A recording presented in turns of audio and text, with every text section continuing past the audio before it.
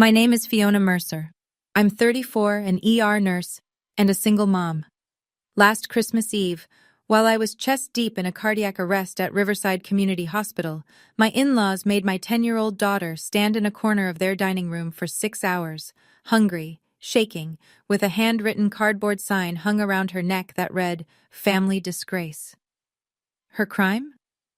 Telling the truth at the dinner table. I didn't scream. I didn't cry. I drove home, put my daughter to bed, and opened a box I hadn't touched in 3 years, my late husband's files. What I found inside changed everything. 48 hours later, my phone wouldn't stop buzzing, not with apologies, with panic. Before I go on, if this story speaks to you, take a moment to like and subscribe, but only if you genuinely want to hear what happened next. And while you're here, drop a comment. Where are you listening from right now, and what time is it there? Now let me take you back to December 24th, the night the lights on our little Christmas tree were still blinking when I got the call from the hospital. I had set the table for two.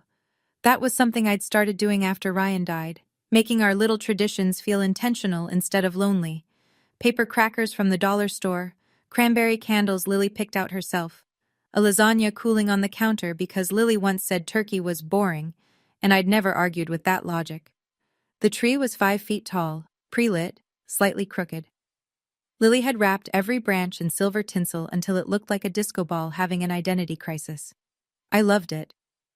We were 15 minutes from sitting down when my phone rang. The caller ID said Riverside ER, and my stomach dropped before I even answered. "Fiona, it's Tanya. Greg collapsed at home, loss of consciousness. They're bringing him in now. We're down to 2 nurses tonight. I need you." Greg was our charge nurse. Tanya wouldn't call on Christmas Eve unless it was real. I stood in my kitchen, staring at the lasagna, holding the phone so tight my knuckles ached. Lily was in her room, putting on the red velvet dress I'd hand-stitched the hem on because the store version was 2 inches too long. She'd made a gift box for her grandmother, painted it herself, gold and green, with a card that said, "To Grandma Judith, Merry Christmas, love Lily," in her careful 5th-grade cursive. There was no one else to call. My parents lived in Oregon. Grace was already working the floor. The only option within 10 minutes of our house was Judith's annual Christmas dinner, 20 relatives, a honey-glazed ham, and the kind of warmth that always had conditions attached. I dialed Judith's number. She picked up on the first ring. "Fiona, how lovely. Of course bring Lily over. We'd love to have her." Her voice was bright, brighter than usual. That should have been my first warning. I knelt in front of Lily, straightened the collar on her red dress, and handed her the gift box. "Grandma Judith's going to take care of you tonight, okay? Me has to go save someone at work." Lily hugged me at the door. Her breath came out in a white cloud, 28 degrees and dropping. "Come back before midnight, Mom. I promise." I didn't keep that promise. The ER on Christmas Eve is a specific kind of chaos. It smells like antiseptic and cinnamon. Someone always brings cookies and they sit on the nurse's station getting stale while we run. That night we had a 3-car pileup on Route 17, a toddler with a febrile seizure, 2 alcohol poisonings, and Greg's empty chair reminding us we were short-handed. I moved on autopilot. Start the IV. Check the monitor. Update the chart. Next patient. My hands knew what to do, even when my mind kept drifting 10 minutes south to Judith's house, where my daughter was sitting at a table full of people who shared her last name, but had never once asked how she was doing in school. At 10:17 p.m., I finally got a 90-second break. I pulled out my phone behind the supply cart. 3 missed calls from Lily. 1 text, sent at 9:43 p.m. "Mom, please come get me." No context, no emojis. Lily always used emojis. My thumb was already on the callback when the phone connected, but it wasn't Lily's voice on the other end. "Fiona, it's Judith." Calm, measured, the voice she used at church fundraisers. "Lily's fine. She's just being a little dramatic. She's playing with the cousins now. Focus on your shift, honey." I heard nothing in the background. No kids laughing, no music, just the low hum of a dishwasher. "Can I talk to her?" "She's in the other room. I'll have her call you later." She hung up before I could push. I stared at the phone. Then Tanya called a code blue in Bay 4, and I ran. It wasn't until 12:40 a.m., changing out of my scrubs in the locker room, that I scrolled back to Lily's text and noticed the photo she'd attached. I'd missed it during the chaos. It was dark, blurry, taken from a low angle, like she'd held the phone against her lap and tapped blindly. I could make out a corner of a room, the edge of a dining chair, and on Lily's chest, the bottom of something rectangular. Cardboard, maybe. With black writing I couldn't quite read. I zoomed in. My fingers went cold. I could only make out two words: family and disgrace. I was in my car in under 3 minutes. The porch light at Judith's house was off. Every other house on Maple Ridge Lane had their Christmas lights blazing, but 414 was dark, like the party had packed up and pretended it never happened. I knocked. Then I knocked harder. Judith opened the door in her silk bathrobe, reading glasses pushed up on her head, as if she'd been settling in for the night, like it was perfectly normal for my 10-year-old to still be here at 1:20 in the morning. Fiona, goodness, you could have waited until... I stepped past her. The living room smelled like cinnamon and dish soap. The long dining table had been cleared, chairs pushed in neat. The only thing out of place was my daughter, sitting on the love seat in the far corner of the room, her red velvet dress wrinkled, her eyes swollen, and her hands resting on a piece of cardboard in her lap, like she'd forgotten it was there. The sign was roughly 12 by 18 inches, cut from a shipping box, written in thick black Sharpie, the same looping cursive Judith used on her Christmas cards every year. I would know that handwriting anywhere. Family disgrace. Lily looked up at me and didn't say a word. She didn't need to. Her eyes said everything. Hours of everything. I crossed the room, knelt in front of her, and gently lifted the sign off her chest. The yarn they'd used to hang it around her neck had left a red line on her skin. I folded the sign once, twice, slipped it into my coat pocket. Then I looked at Judith. She stood in the doorway of her own living room with her arms folded, chin raised, waiting for me to yell. I didn't yell. I picked up my daughter, carried her to the car, and buckled her in. I closed the door quietly. I walked around to the driver's side, started the engine, and pulled away from 414 Maple Ridge Lane without saying a single word to Judith Mercer.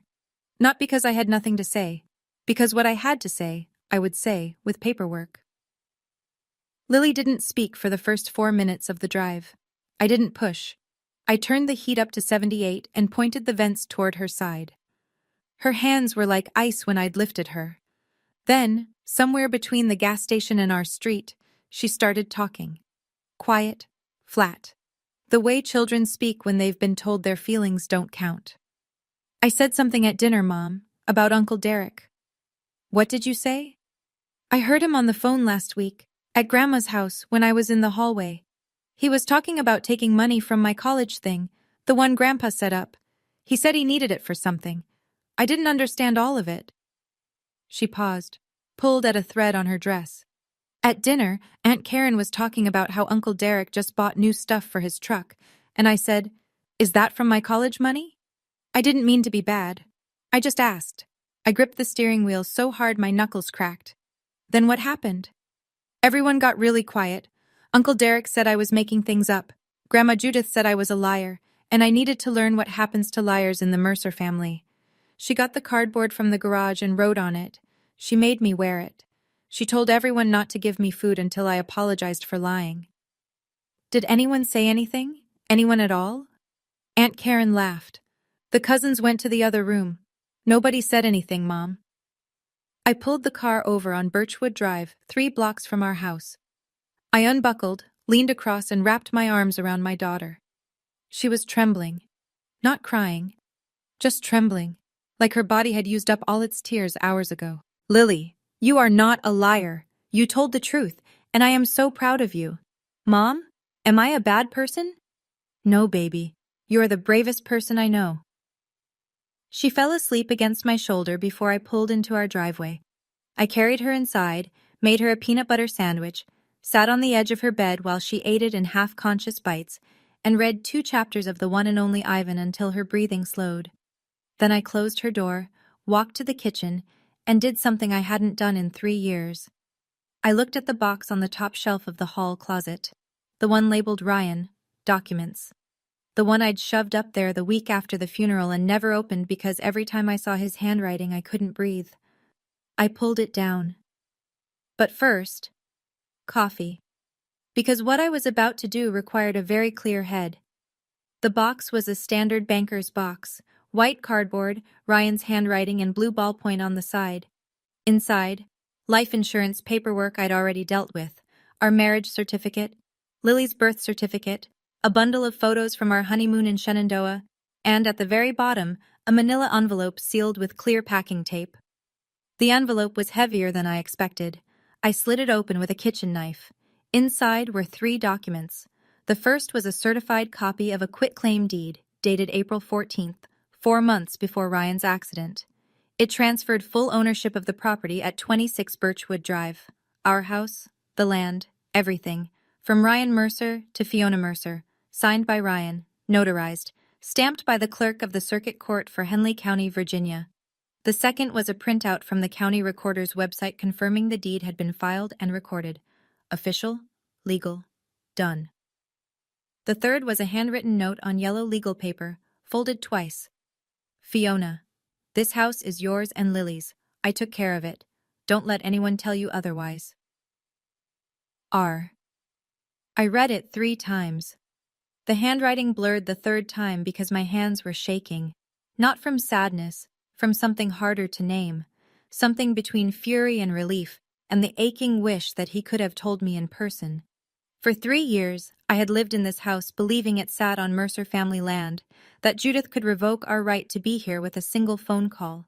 That belief had kept me quiet through every passive-aggressive remark, every cold shoulder at family dinners, every time Judith reminded me that this property has been in the Mercer family for 2 generations. It was in the Mercer family. It was in my name.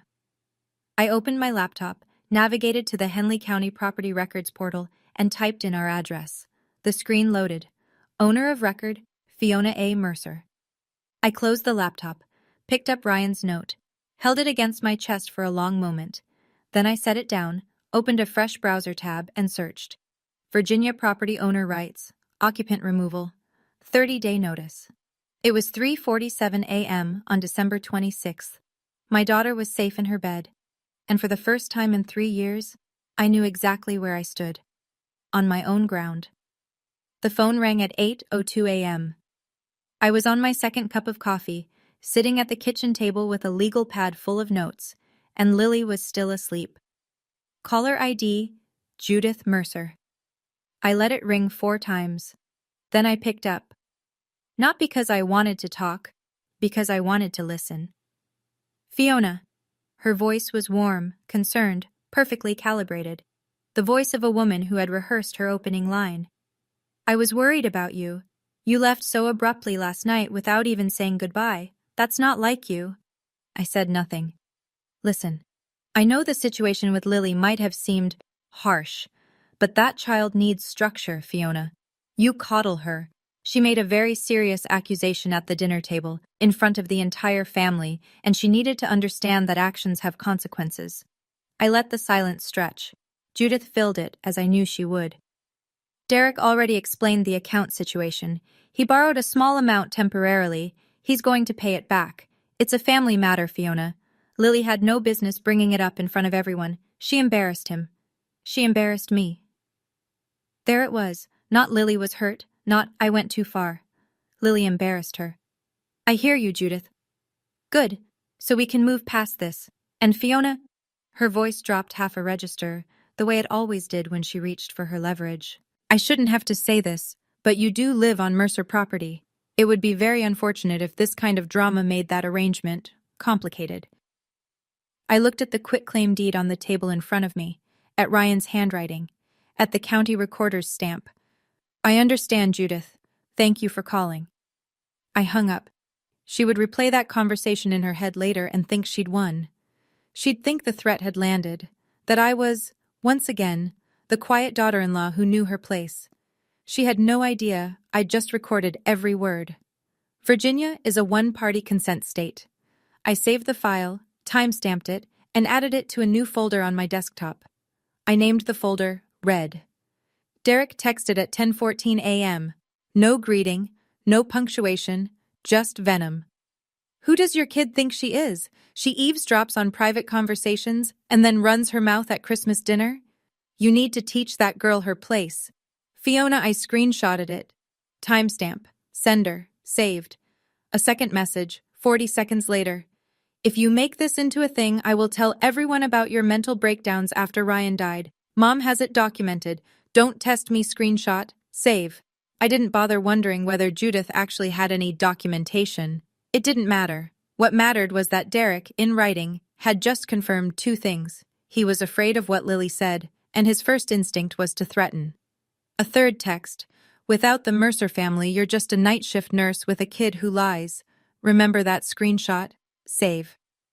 I was halfway through organizing the folder when Grace called. Her voice had that tight, controlled quality she used when she was furious on someone else's behalf. Fiona, are you online? Have you seen Facebook? I hadn't. I opened it. Karen Mercer, Derek's wife, had posted 40 minutes ago in the Henley County Community Fellowship Group, 312 members. The post read, "Sad to share that our family gathering was disrupted this Christmas by a family member who chose to alienate a loving grandmother from her only grandchild. Please keep Judith in your prayers as she navigates this painful situation. Family should come first." 47 likes, 12 shares. A comment from someone named Brenda. "This is why family values are disappearing. Praying for Judith." I screenshotted the post, the comments, the share count, the timestamp. All of it went into the red folder. Grace said, "What are you going to do?" "Nothing, online." "And offline?" "I'm calling a lawyer." Grace showed up at noon with 2 coffees, a bag of cinnamon bagels, and a coloring book for Lily. That was Grace. She never arrived empty-handed, and she always thought about the kid first. Lily was on the living room floor, still in her pajamas, quiet but okay. She'd eaten breakfast. She hadn't mentioned last night. I hadn't pressed. There would be time for that conversation, with a professional in the room, not just me fumbling through it. Grace and I sat at the kitchen table with the door cracked, so we could hear Lily humming along to something on her tablet. I laid out everything: the sign, the photo, the texts from Derek, the call from Judith, Karen's Facebook post, and, finally, the deed. Grace picked up the quitclaim deed, read it twice, and set it down slowly. Ryan did this? 4 months before the accident. He never told me. Because he knew. Grace looked at me. He knew his family, Fiona. And he made sure you'd have ground to stand on, literally. I stared at the yellow legal note in his handwriting and felt something crack behind my sternum. Not grief. I'd burned through the worst of that years ago. This was something closer to gratitude, sharp and aching. "You need Nathan Cordero," Grace said. "Real estate and trust law. My ex used him during the divorce. He's thorough, he's fast, and he doesn't do drama. He does documents." "I don't want a war, Grace. I just want Lily safe." Grace reached across the table and put her hand on mine. "This isn't a war. This is protecting what's yours. Ryan already handed you the shield. You just have to pick it up." I called Nathan Cordero's office at 12:34 p.m. His assistant said he could see me the next afternoon, December 27th, 2 p.m. I took the appointment. That night, after Lily fell asleep, I sat in the dark living room with the Christmas tree still blinking and the red folder in my lap. 7 items and counting, every one of them time-stamped. Every one of them backed up to the cloud, to a USB drive, and to a printed copy in an envelope I gave Grace to hold. I didn't know yet what Nathan Cordero would find when he looked deeper into the Mercer family's finances, but I had a feeling that what Lily overheard was only the beginning. To understand why I stayed quiet for 3 years, you need to understand the Mercer family. Ryan was the eldest son, the responsible one, the one who paid the property taxes on his mother's house when she forgot, the one who drove 4 hours to fix the plumbing on Thanksgiving weekend, the one who co-signed Derek's car loan when Derek was 23 and had already defaulted on a credit card. Derek was 5 years younger and operated under a different set of rules entirely. When Derek lost a job, it was bad luck. When Derek needed money, it was temporary. When Derek showed up to Christmas dinner with a new leather jacket and no explanation, nobody asked questions. Because asking questions in the Mercer family was considered a form of aggression. Ryan saw it. He never said it that bluntly, but I could read between the lines of what he told me. One night, about a year before he died, he said, "My dad set up a 529 for Lily, 47,000. Mom's listed as custodian because I was deployed when Dad filed the paperwork, but it's Lily's. I need you to know that." I asked why he was telling me like it was a warning. He just squeezed my hand and said, "Because my family loves the idea of money more than they love the people it's supposed to help." Harold Mercer, Ryan's father, died 2 years before Ryan. After Harold's passing, Judith became the gravitational center of the family, and her gravity had a preference. Derek was the moon she pulled closest. I was the comet she tolerated for orbit, useful, distant, and expected to burn out quietly. When Ryan died, the first thing Judith asked me, not at the funeral, at the hospital, while I was still wearing the clothes I'd slept in for 2 days, was, "What's happening with the life insurance?" Not "how are you?" Not "how's Lily?" The life insurance. I used that money to pay Ryan's medical debt and keep Lily and me afloat. Judith suggested I share a portion with Derek, who was struggling. I said no. It was the only time I'd ever refused her directly, and she never forgot it. From that point on, the temperature dropped. Gradually, then all at once. Fewer invitations, shorter phone calls, comments at family gatherings just loud enough for me to hear. "Lily's getting so quiet. I wonder where she gets that from." And always underneath everything, the reminder, "You're living on Mercerland, Fiona. Don't forget who made that possible." I didn't forget. I just didn't know yet that it wasn't true. Nathan Cordero's office was on the second floor of a converted brick building on Main Street, above a bakery. The whole stairwell smelled like sourdough. It was the kind of detail my brain grabbed onto because the rest of me was running on 4 hours of sleep and an anxiety level I was managing through sheer professional discipline. He was mid-40s, neat desk, no family photos, just diplomas, and a Virginia state flag in the corner. He shook my hand, gestured to the chair, and said, "Tell me everything. Start with the property." I set the red folder on his desk and opened it like a patient chart. Deed first. Nathan examined the quitclaim deed for 2 minutes without speaking. He checked the notary seal, the recording stamp, the grantor and grantee lines. Then he pulled up the Henley County property records on his own screen, typed in the address, and turned the monitor toward me. "Ms. Mercer, this deed is valid and properly recorded. You are the sole legal owner of 26 Birchwood Drive and the 0.8-acre parcel it sits on. There is no encumbrance, no lien, and no co-owner." I exhaled. I hadn't realized I'd been holding my breath. "Now," he said, "tell me about the 529. I told him what I knew. Harold Mercer set it up for Lily, $47,000. Judith listed as custodian. Ryan believed the money was untouched. Lily overheard Derek talking about withdrawals. Nathan pulled up the 529 custodial account portal, asked me for the information I had, Lily's social security number, Harold's name as original contributor, and submitted an inquiry request to the financial institution managing the plan.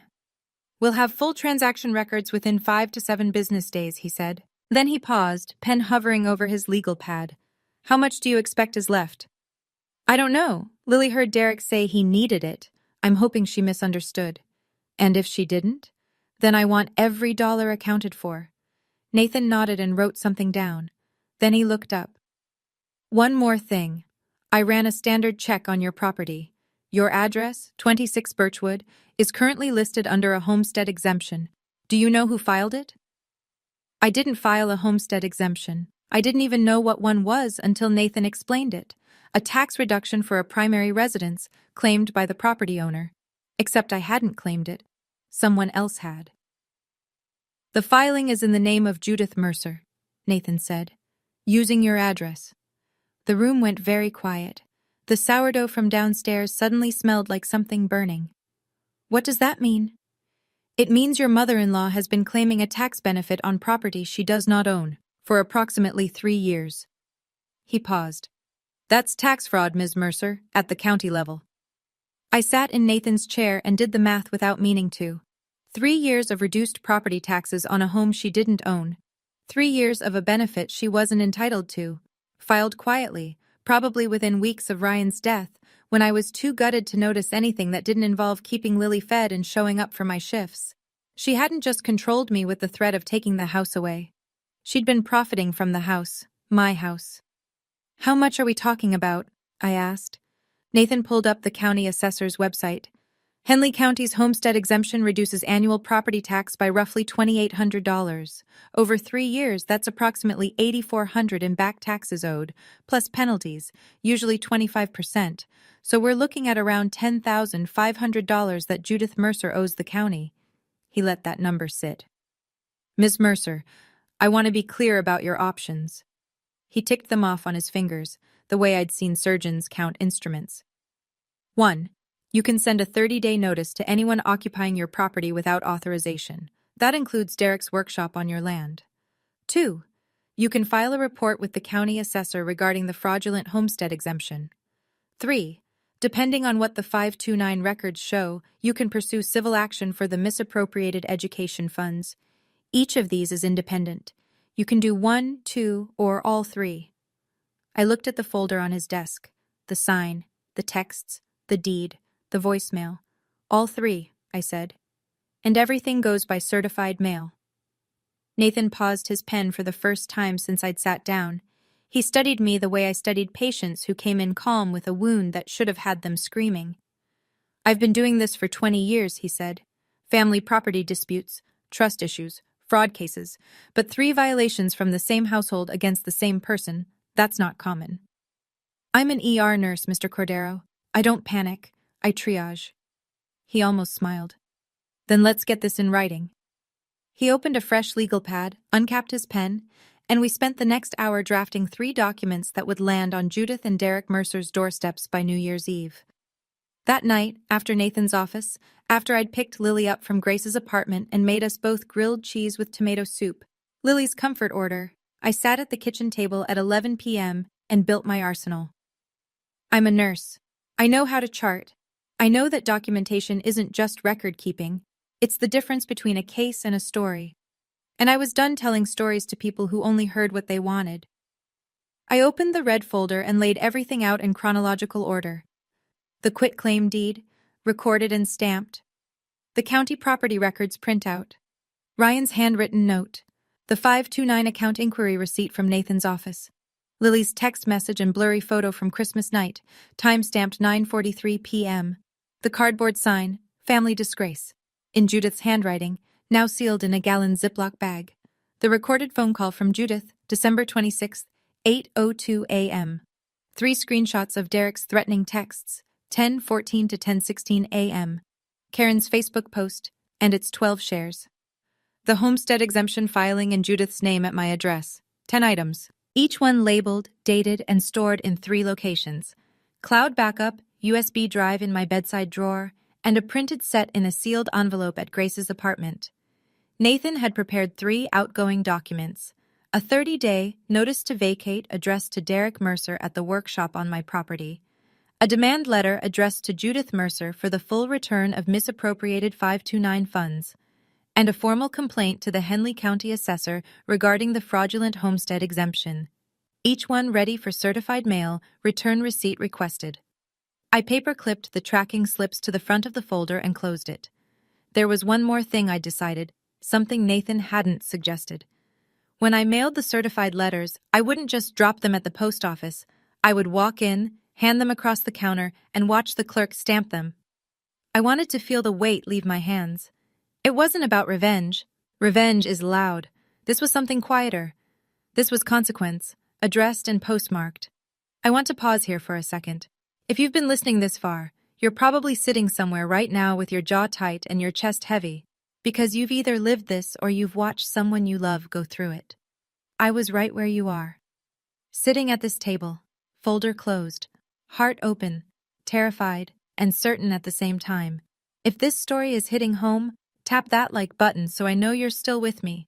And if you've ever had to choose between keeping the peace and keeping your child safe, leave a comment. I'll read everyone. Now, back to December 28th. The Henley County Post Office on Route 12 was quiet the morning of December 28th. One clerk behind the counter, a woman in her 50s with reading glasses on a beaded chain, humming something I almost recognized as silver bells. I set 3 envelopes on the counter, each one white, legal-sized, with Nathan Cordero's return address printed in the upper left corner and the recipient's name typed cleanly below the window. Certified mail, return receipt requested, all 3. The clerk weighed each one, printed the green certified labels, and affixed them. She stamped each envelope with a satisfying thud, the kind of sound that reminds you the Postal Service has been delivering consequences since 1775. Envelope 1, 30-day notice to vacate, addressed to Derek Mercer, at the workshop structure on 26 Birchwood Drive. Envelope 2, demand letter for the return of $42,800 in misappropriated 529 education funds, addressed to Judith Mercer, at 414 Maple Ridge Lane. Envelope 3, formal complaint to the Henley County Assessor's Office regarding fraudulent homestead exemption filing by Judith Mercer. I paid $23.70 in postage. The clerk handed me 3 tracking receipts. I photographed each one, texted the tracking numbers to Nathan, and slid the receipts into the red folder. 3 envelopes, combined weight, less than 2 ounces each. But when they arrived, and they would arrive, because certified mail always does, they would carry the weight of every night I'd bitten my tongue at Judith's table, every time Derek had smirked at me across the room, every whispered, "Remember whose land you're on." I walked back to my car in the cold December air. My breath came out in clouds. The sky was that flat Virginia gray that means more cold is coming. I checked the USPS tracking app before I started the engine. Estimated delivery? December 30 to 31, right around New Year's Eve. There was something poetic about that. A year ending, a silence breaking, and 3 envelopes making their way through the system, unstoppable and indifferent, the way consequences ought to be. The property dispute was one thing, the money was another. But there was a layer underneath all of it that I couldn't address with certified mail. The fact that my daughter had been emotionally abused by a family member in a room full of adults who did nothing. I am a registered nurse. In the state of Virginia, I am a mandated reporter. That means if I have reasonable cause to suspect a child has been abused or neglected, I am legally required to report it. There is no exception for family. There is no exception for Christmas. On the afternoon of December 28th, after I dropped the envelopes at the post office, I called the Henley County Department of Social Services Child Protective Services hotline from my parked car. I gave them my name, my credentials, and a clear, factual account of what happened on December 25th. A 10-year-old child was publicly humiliated, forced to wear a degrading sign, denied food for approximately 6 hours, and isolated from other children as punishment for speaking the truth. I provided Lily's time-stamped photo from 9:43 p.m. I provided the physical sign, now preserved. I provided Judith's name, Derek's name, and the address where the incident occurred. The intake worker assigned a case number. A caseworker would contact me within 48 hours to schedule a child interview, with my consent, in an environment where Lily felt safe. I also called Lily's pediatrician that afternoon and got a referral for Dr. Amara Singh, a licensed child psychologist who specialized in family-related emotional trauma. First available appointment, January 3rd. I took it. I reported hundreds of suspected abuse cases during my career. I've called the hotline from curtained ER bays at 2 in the morning, whispering so the parent in the waiting room wouldn't hear. It never gets easier. But this time was different. This time, I wasn't calling about a stranger's child. I was calling about mine, and my hand didn't shake once. That evening I did something radical. I put the folder away. Not forever, just for the night. Because my daughter needed mac and cheese more than she needed a mother hunched over legal documents, and I had spent enough of the last 3 days being strategic.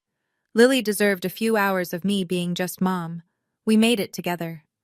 She stirred the cheese sauce while I boiled the noodles, and she told me about a book she was reading, The One and Only Ivan, about a gorilla in a mall who finds a way to change his life through a drawing.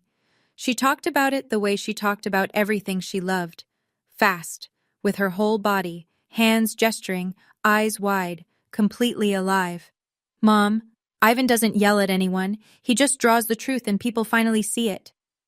I almost dropped the colander. We ate on the couch with the Christmas tree still plugged in. I hadn't taken down the decorations, Normally I would have by now, but something about those little blinking lights felt necessary. Like the house needed to remember that Christmas had started out okay, even if it ended somewhere terrible. Lily leaned into me, her plate balanced on her knees, and said, "Can we just stay like this?" "Like what?" "Just us, in our house, with the lights on." "Yeah, Lily, we can stay exactly like this." She fell asleep against my arm around 8:30. I carried her to bed, pulled the quilt up to her chin, and kissed her forehead. She smelled like cheese and shampoo, and 10 years of the best thing I'd ever done. I stood in the hallway outside her room for a moment, listening to her breathe. Then my phone buzzed. USPS tracking update. Envelope 1. Status, out for delivery. Estimated arrival, December 30th. Tomorrow. I turned off the hallway light, walked back to the kitchen, and let the silence settle around me like armor. Nathan called at 9:15 the next morning, December 29th. His voice had the same measured tone it always did, but I was starting to learn the difference between his confirming information voice and his "you need to hear this" voice. This was the second one. "Miss Mercer, 2 updates. First, the county assessor's office has received your complaint. They've opened a review. Standard timeline is 10 business days for the initial assessment. If they confirm the homestead exemption was filed fraudulently, Judith will receive a notice of back taxes owed plus a 25% penalty, payment due within 90 days of the notice." I wrote the dates in the margin of my legal pad. 10 business days from December 28th, put the assessment around January 13th. Second, I've submitted the records request for the 529 custodial account. The financial institution confirmed receipt and will release full transaction history within 5 to 7 business days. Once we have that, we'll know exactly how much was withdrawn, when, and to what account. And if it's what we think it is? Then you have 2 options. A demand letter for voluntary repayment, which we've already sent. If they don't comply within 30 days, I file a civil action in Henley County General District Court. Given the amount, over $40,000, this goes beyond small claims. We'd be looking at a hearing, possibly a default judgment if they don't respond. How long would that take? If they don't contest, 6 to 8 weeks from filing to judgment. I did the math. Demand letter sent December 28th. 30-day deadline, January 27th. If no payment, Nathan files late January. Judgment by mid-March. Do it, I said. And Nathan, if they call your office trying to negotiate before the 30 days are up? I'll listen, but I don't negotiate without documentation of ability to pay and a signed repayment agreement. I'm not in the business of handshakes. Neither am I. Not anymore. I hung up, checked the USPS tracker one more time. Envelope 2 now showed in transit to destination, and circled January 27th on the kitchen calendar in red. 30 days. The clock was running. December 30th, 11:47 a.m., USPS, tracking updated. Envelope 2. Delivered. Signed by J. Mercer. I stared at the screen for exactly 4 seconds. Then I set the phone down, face up on the kitchen table, and waited. 43 minutes. That's how long it took. The first call came at 12:30 p.m. I didn't answer. Judith's voice on the voicemail was something I'd never heard before. Shrill, fraying at the edges, like someone who'd just discovered that the ground they'd been standing on belonged to someone else. "Fiona, what is this? You sent me a demand letter? Through a lawyer? Over some misunderstanding about Lily's account? Call me back, right now." Voicemail. 2:12:38 p.m. Louder. Less polished. "I am your mother-in-law. I raised the man you married, and you send me legal paperwork the week after Christmas? Do you have any idea how this looks?" Voicemail 3:12:51 p.m. And this was the one I saved twice, on my phone and on the cloud, because Judith Mercer, the woman who had spent 3 years telling me that my daughter was a liar, said the following. Derek used that money to pay off his debts. I authorized it because he was in trouble, and that's what family does. I was going to put it back. It was a loan, Fiona. You're making this into something it isn't. I played it back. I authorized it. Not Derek acted alone. Not there's been a mistake. I authorized it. The woman who had forced my child to wear a sign that said, "Family Disgrace," for telling the truth about stolen money had just admitted, on a recorded voicemail, that she knew about the stolen money all along. I timestamped the voicemail. I added it to the red folder. And I did not call her back. Some evidence you have to chase. Some evidence just panics and runs straight to your phone.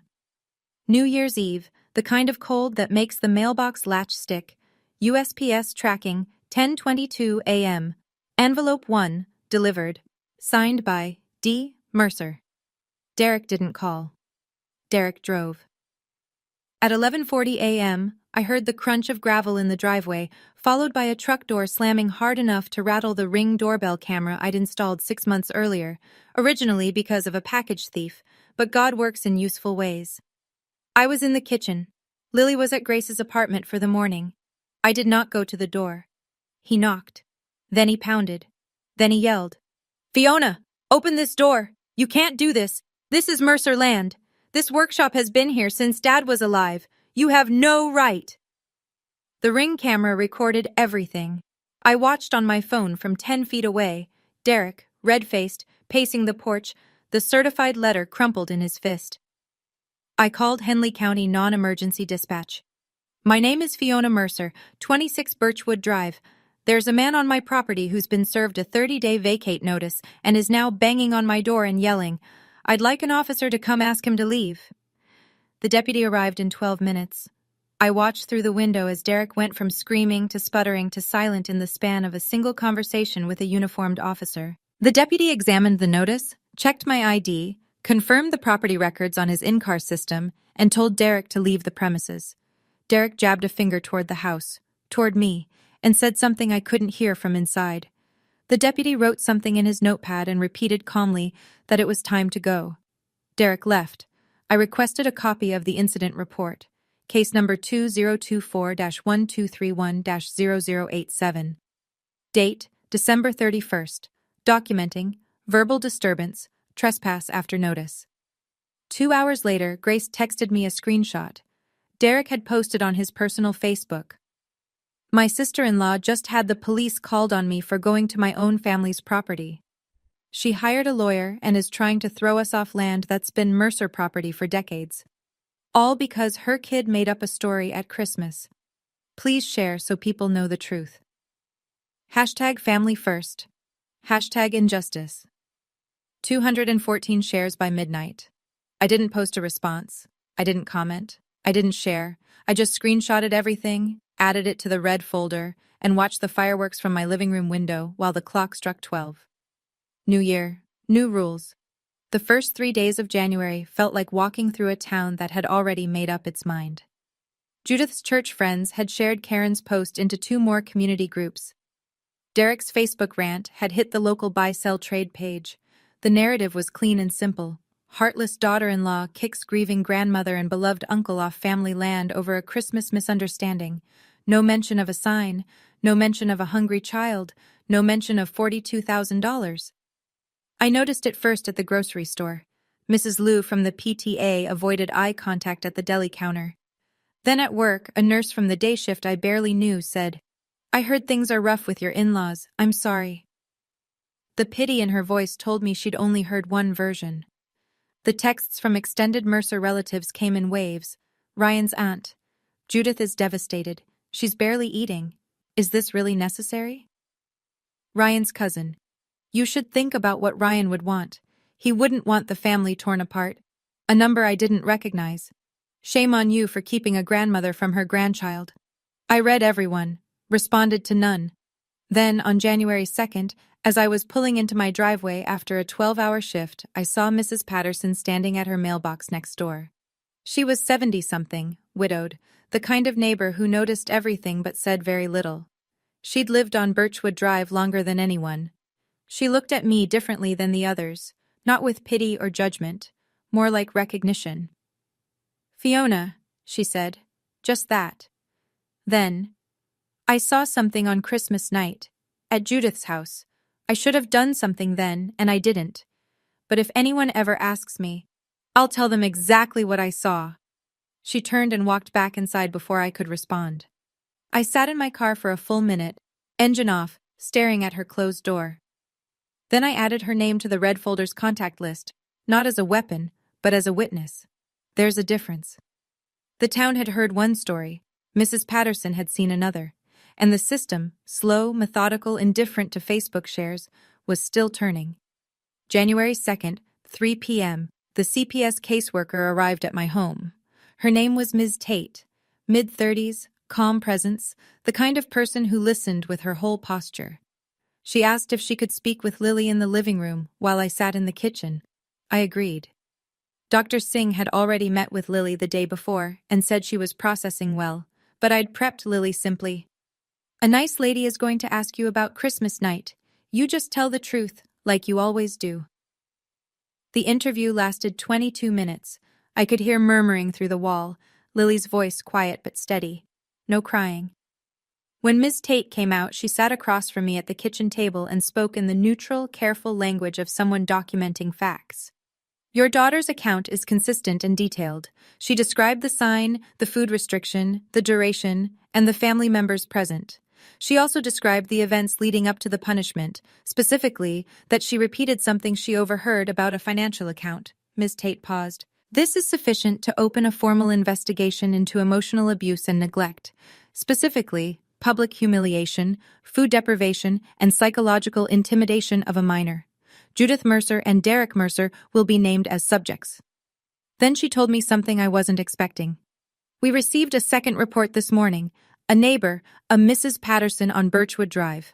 She contacted our office independently. She states she witnessed your daughter being brought outside to the front porch at approximately 9 p.m. on Christmas night, in freezing temperatures, wearing only a dress.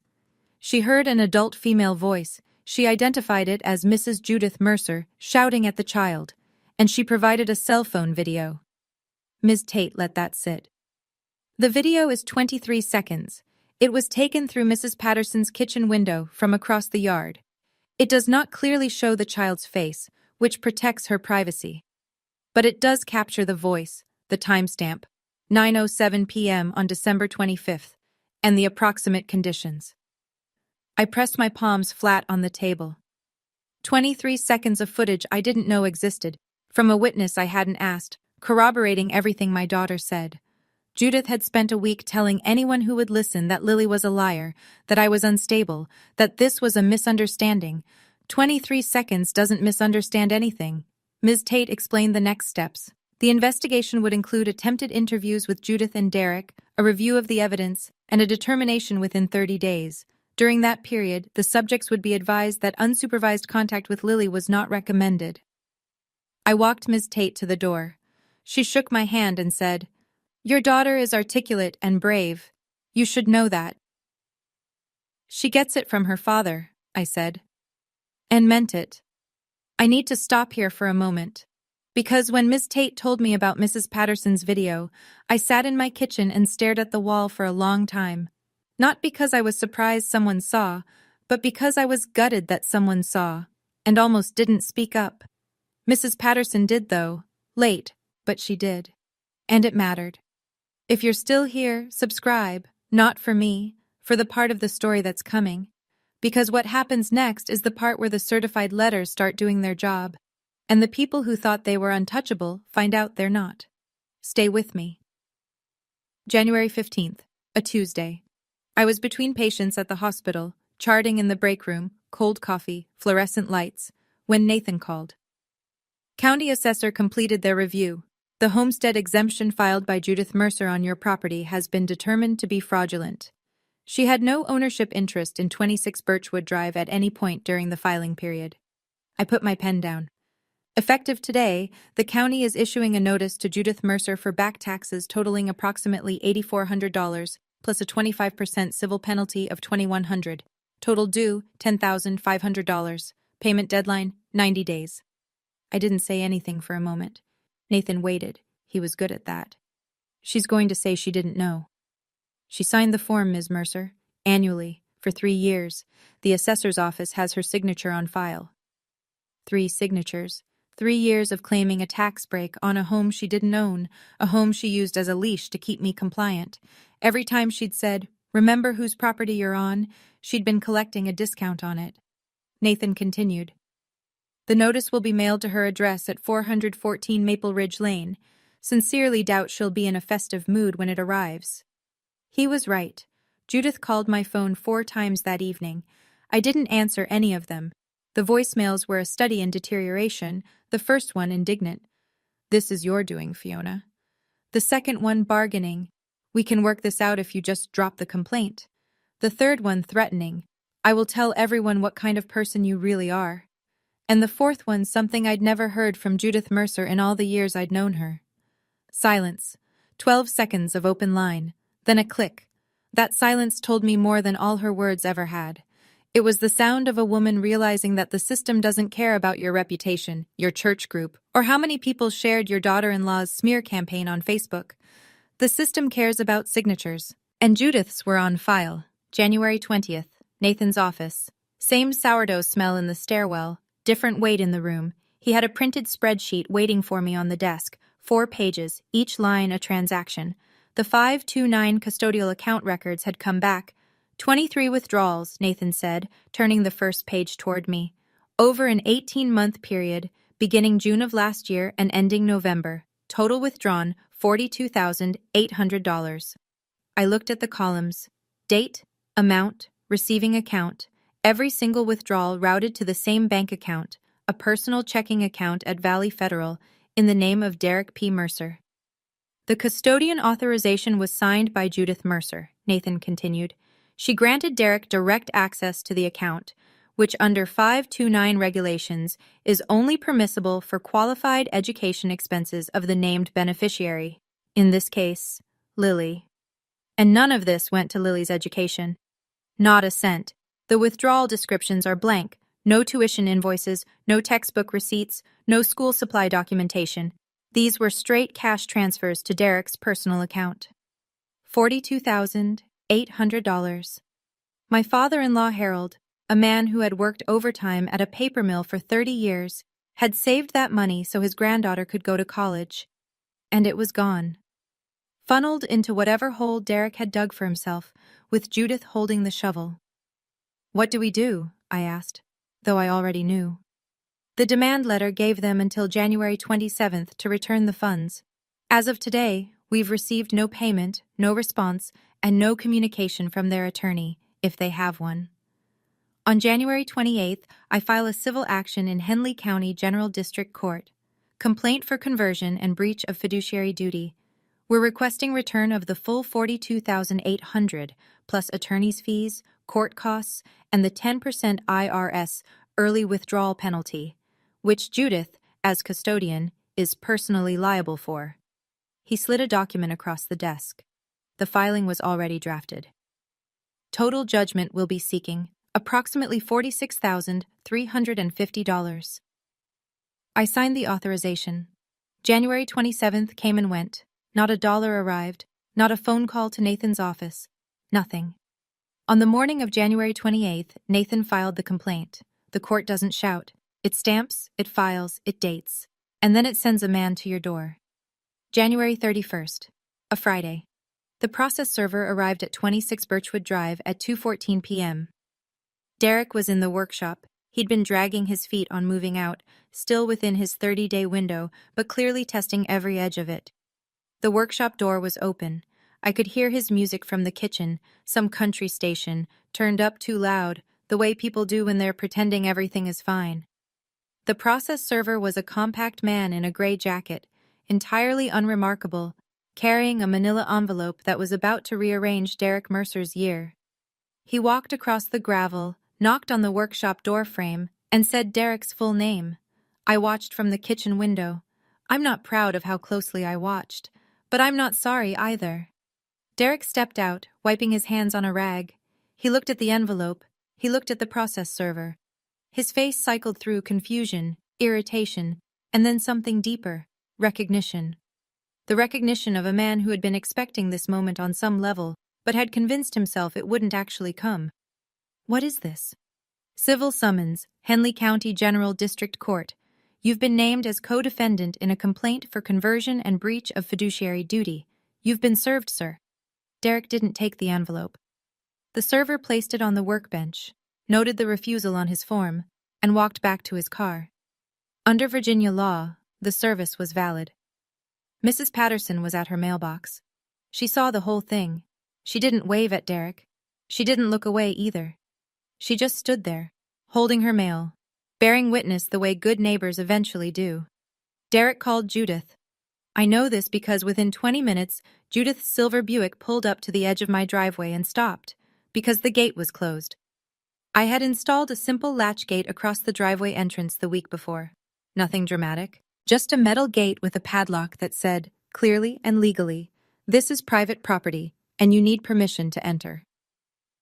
Judith stood outside that gate for 4 minutes. I timed it. She gripped the metal rail with both hands. She looked at the house, my house, with an expression I had never seen on her face. Not anger, not indignation, fear. She got back in her car and drove away without a word.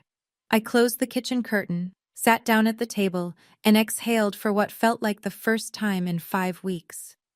January 30th was the deadline, 30 days from the notice to vacate. Derek's lawyer, a bargain rate attorney Judith apparently found through a church contact, had advised him in writing to comply.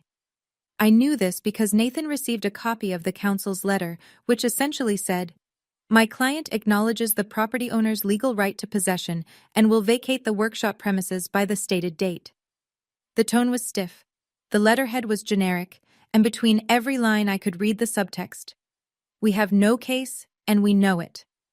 Derek showed up at 8 a.m. with a rented U-Haul trailer and the kind of furious silence that men default to when they've lost control of a situation they never actually controlled. He loaded tools, scrap wood, a workbench, 2 space heaters, and what looked like several months' worth of energy drink cans.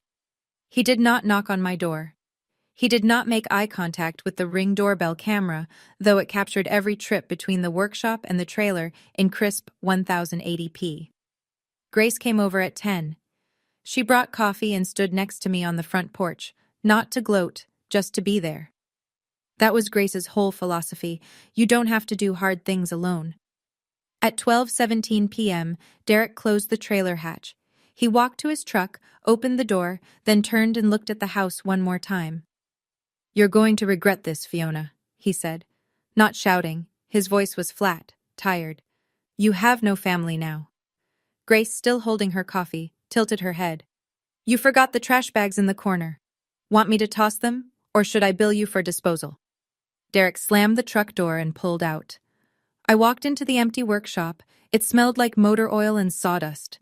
There was damage, a hole punched in the drywall, a cracked window pane. I photographed everything, dated it, and sent it to Nathan. If needed, it would become part of the property damage claim.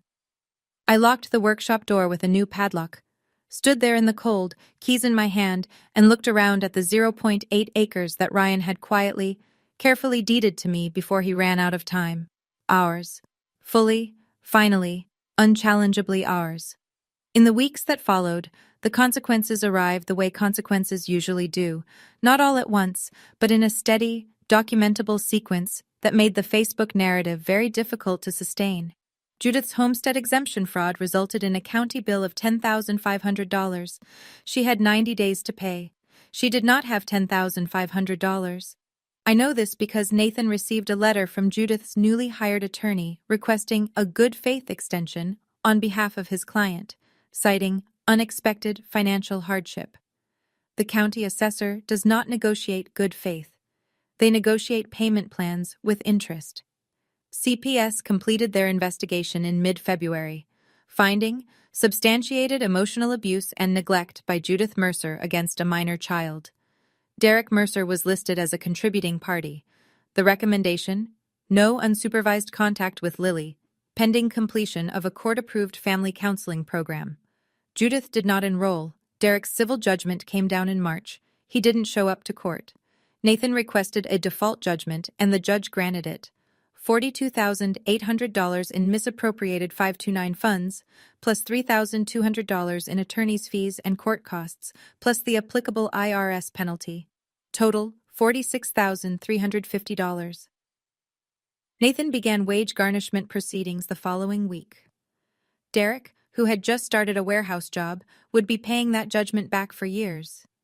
Karen, Derek's wife, found out during the court proceedings exactly how much of Lily's college fund Derek had drained, and where it had actually gone. She didn't post about it on Facebook. She moved back to her mother's house in February and filed for legal separation in March. I didn't take pleasure in that. I understood it. The extended Mercer relatives went quiet.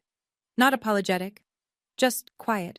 The kind of silence that settles over a family when the smear campaign hits a wall of notarized documents, court records, and a county tax bill. Nobody shared Derek's Facebook post anymore. It was still up, technically, but facts have a way of making noise feel very small. The call came the first week of February. A Saturday morning. Lily was at the kitchen table drawing, and I was washing dishes. When I saw Judith's name on the screen, I dried my hands, walked to the bedroom, and closed the door. I picked up. One last time. Fiona. Her voice was different, smaller. The polish was gone. No church voice, no rehearsed warmth, just a 62-year-old woman who had lost her oldest son and was now watching the rest of her world follow. I know I don't have the right to call you. You don't. A long pause. I could hear her breathing. I made a mistake. With Lily, with the sign. I was angry and I went too far. I know that now. I waited. Please, she's all I have left of Ryan. Don't take her from me. I closed my eyes. Not because I felt sorry for her, though part of me understood the grief underneath the cruelty, but because I had to say the next words very precisely, and I didn't want emotion in any direction to blur them. Judith, I'm not taking Lily from you. I'm protecting her from what you did. Those are not the same thing. Silence. When you're ready to work with a family therapist, a licensed professional, not Pastor Dave, and when you've completed the counseling program CPS recommended, you can contact Nathan Cordero's office to discuss supervised visitation. You do not contact me. You do not contact Lily. You go through the process. Fiona? That's my boundary. It is not negotiable. I hung up. The call lasted 47 seconds. I know because I checked the call log afterward and added it to the red folder. Force of habit. I sat on the edge of my bed for a minute. My hands were steady, my jaw ached from clenching. The house was quiet except for Lily humming in the kitchen, something from a cartoon, I think, slightly off-key and entirely perfect. Family is not a sign around a child's neck. Family is the person who takes it off. In March, I opened a new 529 account. Same state plan, same goal, different custodian. Me. I transferred the remaining $4,200 from the original account, what was left of Harold's $47,000, into the new one.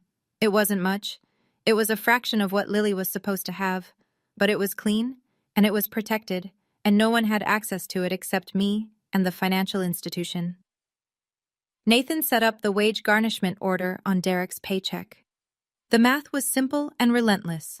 A percentage of every check, automatically deducted, routed to a recovery account tied to the judgment. Derek would be paying back what he stole for a long time.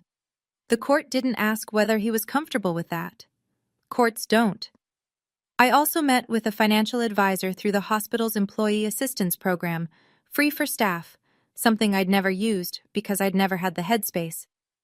She helped me set up an automatic monthly contribution to Lily's new 529, $150 a month. Small, but consistent.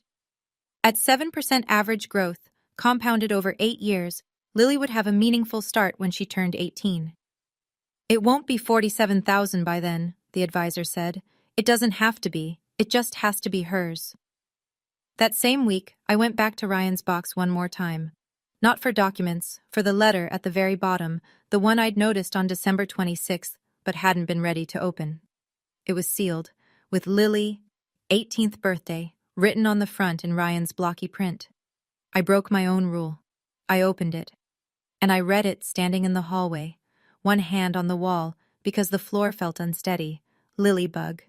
If you're reading this, you're 18, and I probably owe you an explanation for a lot of things. But here's the one that matters. You are worth every good thing this world has to offer. Don't let anyone tell you that you don't deserve a seat at the table. Your mom and I made sure you'd always have a place. Trust her. She's the toughest person I've ever met, and she doesn't even know it. I love you past the moon. Dad. I refolded the letter, slid it back into the envelope, and placed it in the box next to the deed. For the first time in 3 years, I cried. Not the drowning kind, the kind that washes something clean. April arrived the way it does in Virginia, slowly, then all at once. One morning, the dogwood outside our kitchen window was bare sticks. The next, it was covered in white blossoms that made Lily press her face to the glass and say, "It looks like it snowed flowers, Mom." I finally took down the Christmas lights on the first Saturday of the month. Lily helped, standing on a step stool, carefully unwinding each strand. She asked if we could leave one string up year-round, just the little ones, by the front door. I said yes. Some lights are worth keeping. She was seeing Dr. Singh every 2 weeks now. The therapist told me Lily was processing with remarkable resilience, which in plain language meant my daughter was tougher than anyone had given her credit for. She'd started a journal, not because anyone told her to, but because she wanted to. She said writing things down helped her put them somewhere that isn't my chest. At school, she'd joined the 5th grade book club. Her first recommendation to the group was the one and only Ivan. Her teacher emailed me. Lily presented the book to the class today with a confidence I haven't seen from her before. She said it's about telling the truth even when it's hard. She's becoming a real voice in this classroom. The workshop, Derek's workshop, I spent a weekend cleaning it out. Grace helped. We patched the drywall, replaced the cracked window, swept the sawdust. Lily stood in the doorway when we were done and looked around. "Can this be my art room?" We painted it together the following weekend. Pale blue walls, because Lily said blue was the color of thinking. I hung a pegboard for her supplies and put a desk by the window where the light was best. Grace came for dinner every Thursday. She'd bring dessert. Lily would set the table. The 3 of us would sit in the kitchen, eating and talking about nothing in particular. School, patience, whatever Grace was watching on TV, and every time I'd look around the table and think, this is what safe looks like. Not loud, not perfect, not a performance for anyone else. Just 3 people in a house that had their name on it, with the doors locked and the lights on. Saturday morning, May. The kitchen smelled like butter and maple syrup because Lily had decided she was old enough to flip pancakes by herself, and she was mostly right. Only one landed on the stovetop. We sat at the table by the window. Sun came through the glass in warm slats across the wood. The dogwood was in full bloom. Lily was barefoot, hair still messy from sleep, drawing on a paper napkin between bites. I watched her work, tongue slightly out, brow furrowed, the same face Ryan used to make when he was concentrating. She drew a house. Simple. Rectangle, triangle roof, a door with a round knob. 2 stick figures out front, one tall, one small. A tree beside them with pink circles for blossoms. Across the bottom, in careful block letters, "Our house." She slid it across the table. "For you." I picked it up, looked at the 2 figures, at the tree, at the 2 words that said more than any legal filing, any court judgment, any voicemail saved in a red folder on a shelf. "I love it," I said. "I know exactly where this goes." That afternoon, I opened Ryan's box one more time. I placed Lily's napkin drawing inside, next to the deed, next to his letter, next to the yellow legal note that started everything. The box wasn't heavy anymore. It wasn't something I avoided on the top shelf of the closet. It was proof, not of what we'd lost, but of what we'd walked through. Judith never called Nathan's office. Maybe she would someday. Maybe she'd do the work, and maybe there'd be a supervised visit at a therapist's office, and maybe Lily would decide what she wanted that relationship to look like. That was Lily's choice to make, when she was ready. Not mine, not Judith's, not Derek's. The red folder sat on the bookshelf in the living room, closed. I didn't hide it. I didn't display it. It was just there, the way a fire extinguisher is there. You hope you never need it again, but you keep it where you can reach it. I took a bite of pancake. Lily was already drawing something new, this time a gorilla with kind eyes, surrounded by other animals, all of them free. The lights by the front door blinked once, then held steady. We were home. Thank you for staying until the end. This story is fiction, but the feeling of being betrayed by the people who were supposed to protect you, that's as real as it gets. If you're out there right now, setting a boundary for the first time, or thinking about opening a box you've been avoiding, or just trying to keep your kids safe in a world that doesn't always help, I see you. You're not alone. Like this video if it meant something. Subscribe if you want more. And check the description below. There's another story waiting for you. Also about a mother. Also about a piece of paper that changed everything. I'll see you there.